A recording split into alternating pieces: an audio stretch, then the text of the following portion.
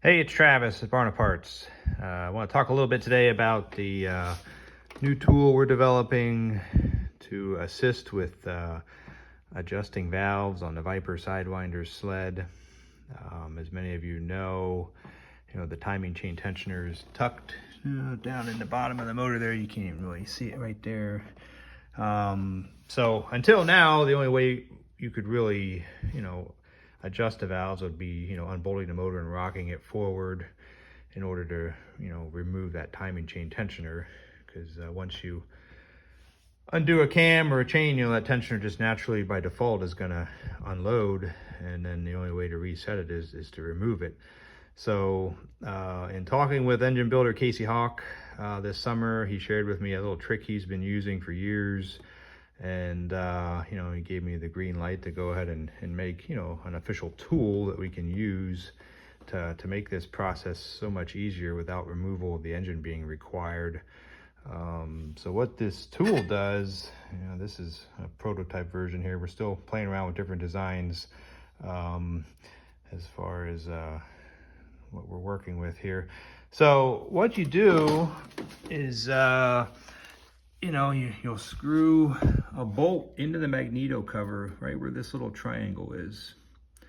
And then what happens is, internally, you'll drive this tool down in over that bolt, and the tapered wedge of the tool compresses the timing chain tensioner and then locks it in place so it can't extend outward.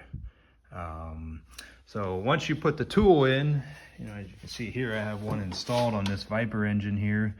The slack, you get slack in your chain, and you can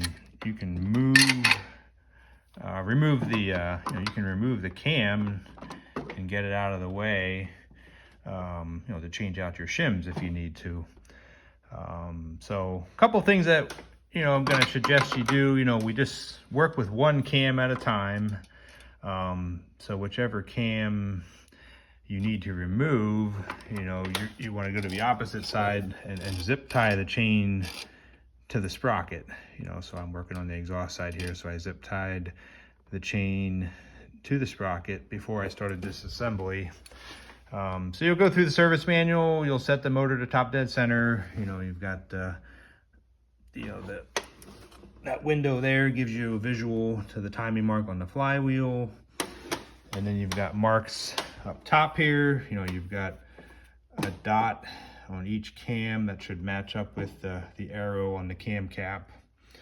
And then you'll also have, you'll have your markings on the cam sprockets itself right there under the E. There's a tick mark, and then there's one on 180 degrees across from it. So those should be parallel with the top of the head. So you'll set everything to top dead center.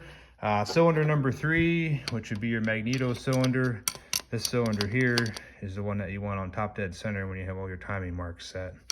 So one other thing to note, typically when you have everything set at top dead center before you take everything apart, there's going to be a little bit of load on that exhaust cam for sure. So don't be alarmed when you go put that together, if it doesn't seat against, that's perfectly normal. I know I was a little nervous the first couple of times I was doing it. I thought, oh, do I not have the timing set right? But that's normal. So like once you have, this one needed exhaust, so I went through and I re-shimmed everything, and I'm in the process of putting it all back together. And so I just wanted to do a little overview to help you guys out as far as how it all works. And we hope to have this finished up soon. So anybody with a higher mileage sled that needs valves adjusted, this will make the job so much easier without having to remove the motor. All right, thanks for watching.